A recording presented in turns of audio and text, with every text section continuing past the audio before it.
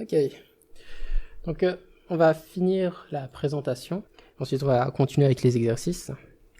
Alors, ici, un autre point qui peut être assez déterminant dans le choix de son langage, en tout cas lorsque vous voulez aller un peu plus loin, c'est de parler de l'exécution. Parce qu'en fait, il y a différentes exécutions, donc il y en a deux particulièrement. Donc il y a la compilation et l'interprétation. En fait, compiler, c'est juste que ça va prendre le code qu'on voit vraiment en clair, et ça va le transformer en une sorte d'exécutable. Et donc l'avantage, c'est que l'exécutable est en binaire et peut être lu directement par la machine, donc ça rend le code extrêmement rapide. Il y a aussi un autre type, c'est l'interprétation. Donc en disant un interpréteur, c'est qu'en fait le langage va plutôt être interprété ligne par ligne et morceau par morceau.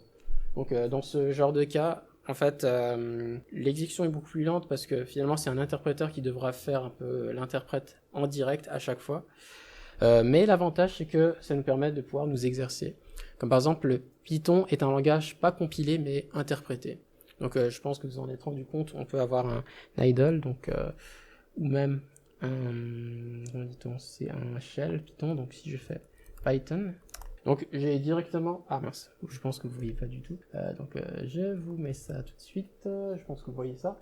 Donc c'est juste que j'ai activé Python donc, depuis le terminal. Donc en fait, à partir de là, je peux faire mes calculs. Donc si je fais 2 plus 2, hein, ça va me retourner 4. Je peux même faire des trucs avec des chaînes de caractères. Donc si je fais hello plus... Attends, je sais pas, j'ai écrit n'importe quoi. World... Donc, ça va me retourner la concaténation de deux chaînes de caractères, hello et wow. Donc ça, c'est interprété, donc ça nous permet de faire ça. Avec d'autres langages qui sont plutôt compilés, en fait, on ne peut pas nous amuser ou nous exercer comme ça. Mais l'avantage, c'est quand ils sont exécutés, ils sont beaucoup plus rapides. C'est pour ça qu'on les utilise plutôt pour des programmes et des logiciels que nous utilisons, comme des navigateurs ou comme... des jeux aussi, donc c'est vraiment pour la performance. Après, ah oui d'ailleurs je peux me faire ça en fait, ce sera plus simple. Ouais, j'ai même pas fait ça. Bon, vous verrez rien, mais c'est-à-dire comme ça je peux voir aussi sur mon écran. Après, nous avons aussi une autre notion qui s'appelle le typage. C'est à savoir que nous avons des langages qui peuvent être typés fortement ou faiblement typés. Donc encore une fois, l'avantage des langages faiblement typés, donc dans le cas de Python, c'est que, bon, je pense que vous en êtes rendu compte, vous n'avez pas besoin d'écrire quoi que ce soit en plus. Je ne sais pas si vous avez déjà fait des langages comme C, Java, C# ou quelque chose comme ça. Là-dedans, en fait, il y a des types qui vous sont demandés. Donc on va vous dire, ah non, mais d'abord, il faut mettre un integer, non, d'abord, il faut mettre une chaîne de caractères, non, d'abord, il faut mettre un tel type ou tel autre type, et ils vont vous casser les pieds jusqu'à ce que vous fassiez juste. L'avantage avec ce type de modèle, c'est qu'en fait, ça vous permet d'ajouter une logique supplémentaire à votre code. Parce que, en fait, on a ce qui concerne la syntaxe et la sémantique dans un langage. Donc la syntaxe qui veut juste dire, en fait, comment on écrit, si on écrit juste, si on a une bonne orthographe, et la sémantique. D'ailleurs, je pense que je vais même faire un truc dans le genre pour montrer, donc, si on prend Google Doc, comme par exemple... Si, comme par exemple, je mets je mange du pain. Faut voir, oui, voilà. Donc là, j'ai fait une faute dans mon mot parce que pan, ça n'existe pas dans la langue française. Et je crois que même normalement, il devrait peut-être me corriger. Oui, voilà. Donc cet outil-là est vraiment très bien parce qu'il me permet de pouvoir corriger tout ce qui concerne mes fautes d'orthographe et mes fautes de syntaxe. Mais ça, c'est juste l'aspect syntaxique. Maintenant, dans l'aspect sémantique, si je prends comme par exemple une fleur danse violemment une pierre. En tant que tel, syntaxiquement, c'est juste. La machine me renvoie aucune erreur, mais logiquement, je pense que ça veut rien dire.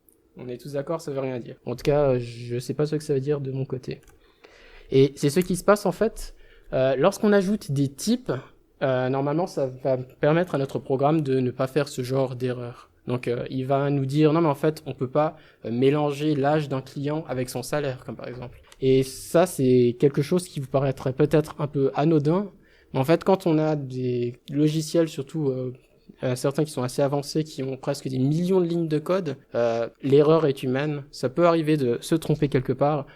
Et avoir une erreur dans ce genre-là, ben, ça peut poser énormément de problèmes. C'est pour ça que pour, comme par exemple du développement assez avancé, on évite d'utiliser des langages faiblement typés parce que on n'a pas cet avantage de vérification. Bien sûr, ça met plus de temps, mais pour le développement, c'est, on va dire, une perte pour un gain. Donc pour Python, vous n'aurez pas besoin de ça, hein, parce que souvent c'est pour des projets simples, assez rapides. Pour des projets un peu plus costauds, je pense qu'il vous faudra peut-être songer à prendre quelque chose de typé. Et après nous parlons des domaines, parce que en fait, selon le domaine où vous voulez vous lancer, en fait, un langage de programmation sera beaucoup plus avantageux qu'un autre. Et notamment, si vous êtes dans le développement, je pense que vous verrez souvent ça peut être du JavaScript, ça peut être du C#, ça peut être aussi du Swift, des langages dans ce genre-là, parce qu'ils proposent quelques éléments dont je vous ai parlé au niveau des paradigmes, au niveau du typage, au niveau de la compilation, interprétation. Aussi au niveau des data science ou même des statistiques. Je pense qu'il y en a qui ont déjà fait des stats ici. Voilà, donc vous verrez qu'il y a certains langages qui peuvent être assez avantageux comme R, MATLAB. Il y a aussi Python donc qui est pas mal. Et aussi surtout pour les data science, donc c'est pas mal utilisé. Donc si vous voulez vous lancer là-dedans, même faire du machine learning ou des choses dans le genre, ben, vous pouvez rester avec Python. Cybersécurité, il y a aussi Python qui est utilisé. Ouais, bon, je vous dirais que Python est utilisé un peu partout, mais en cybersécurité, même dans les cours et les formations qu'on donne, on fait aussi quelques formations Python donc pour qu'ils soient habitués à l'utiliser. Et administration système, il y en a aussi d'autres, hein, donc ça peut être des langages de scripting comme Bash ou Command Line, PowerShell, Z-Shell, des choses dans le genre. Et aussi d'autres domaines, parce que ça ne concerne pas seulement que pour les domaines informatiques, comme par exemple pour la bureautique. Je me souviens plus de quel type de langage, parce qu'il y avait justement le VBA, pour tout ce qui concerne la suite Office. Donc si vous voulez justement automatiser des choses avec vos fichiers Excel, vos fichiers Word, etc., ben, vous pouvez aussi utiliser ce genre de langage. Et après, il y en a un nouveau qui est sorti, mais j'ai oublié son nom. Il faudrait peut-être que je le retrouve. Mais voilà, donc selon le domaine d'application, on vous recommandera aussi tel ou tel langage. Et donc après pour les exercices, donc encore une fois là on va juste reprendre les exercices précédents. Pour les personnes qui ont déjà terminé ou qui veulent essayer autre chose, vous pouvez vous lancer aussi sur Code Wars dont je vous ai parlé tout à l'heure. Et je pense que c'est à peu près tout. Ouais, pour l'environnement de développement, je pense qu'on n'aura pas besoin d'en parler. Parce que je pense qu'on est déjà pas mal au niveau du matière. J'aimerais juste faire alors quelque chose pour l'exercice numéro 5. Parce que je vois que ça a dû bloquer pas mal. Et je comprends parce que les règles n'étaient pas extrêmement claires. Alors, ce que c'était donc pour l'exercice numéro 5, c'est juste qu'en fait, on nous demande de reprendre l'exercice donc précédent. Et ensuite, donc, de créer justement des fonctions, je crois. Oui, cacher tout ça donc dans des fonctions. Donc en fait, ce qu'on doit faire, c'est juste créer des fonctions, c'est-à-dire 3 fonctions. C'est-à-dire fonction R, qui doit prendre une longueur, une largeur, et après, comme par exemple, créer une autre fonction, comme par exemple la fonction bonjour, périmètre. Ensuite, une dernière fonction est carré. Donc c'est juste définir ces 3 fonctions-là qui devront être appelées au moment de leur usage. Donc en fait, pour appeler une fonction, c'est juste appeler la fonction comme par exemple R avec les valeurs 4 et 5, comme par exemple. La particularité, c'est qu'en fait, je me suis trompé ici au niveau des 3 paramètres. Parce qu'en fait, c'est bien 3 paramètres, mais soit en fait on prend 2 côtés, ou soit en fait on représente un rectangle avec une structure de données. Donc soit une liste, soit des tuples, soit des dictionnaires. Donc pour les personnes qui se sentent tentées de faire ça, ben, vous pouvez utiliser ça. Donc liste, c'est juste assez simple. Hein. Donc c'est-à-dire de définir un rectangle, 1, par exemple comme 3 et 4. Donc comme par exemple 3 c'est la longueur et 4 c'est la largeur. Vous pouvez aussi représenter ça avec des tuples, donc c'est-à-dire c'est ça. Je vous recommande très peu d'utiliser les tuples parce que c'est un peu plus avancé. Ou soit vous pouvez utiliser par exemple rectangle numéro 3 des dictionnaires, donc c'est-à-dire comme par exemple vous avez longueur est égal à 3 et largeur est égal à 4. Donc ça c'est une option pour les personnes qui se sentent à l'aventure d'essayer ça. Ou sinon vous pouvez juste développer les fonctions de cette façon-là en mettant longueur et largeur. Parce que dans un autre cas, donc il faudrait juste mettre en fait rectangle et ensuite essayer d'accéder aux données dans la structure. Donc ouais, c'est juste ça. Écrire 3 fonctions, et à chaque fois, peut-être où vous tombez sur quelque chose comme l'air est égal à longueur, ah oui d'ailleurs j'ai même écrit longeur, ah bien joué Fabrice, fois largeur. Enfin, à la place, il faudrait plutôt écrire quelque chose comme R est égal à R comme ça de longueur et largeur. Je sais pas si vous voyez d'ailleurs, peut-être c'est un peu bas.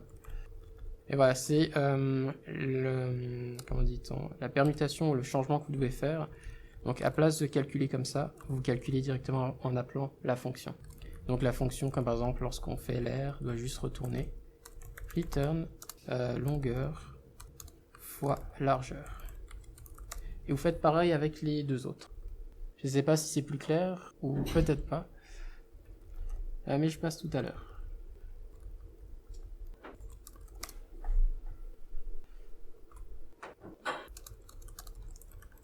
Ok, ça va bientôt être le moment de clôturer. Je vous présente alors quelques éléments avant de finir.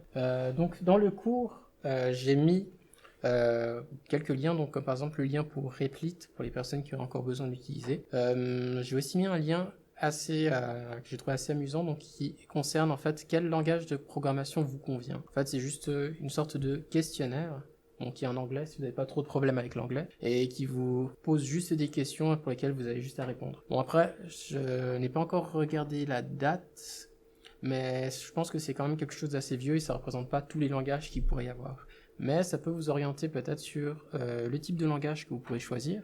Donc le lien se trouve en tout cas ici. Et aussi un autre lien que j'aimerais que vous puissiez visiter, donc c'est l'évaluation de la formation. Donc c'est juste un questionnaire pour lequel vous n'avez juste qu'à répondre. Donc c'est quelque chose qui va aider à pouvoir améliorer le cours et pour d'autres cours même pour les prochains takeovers.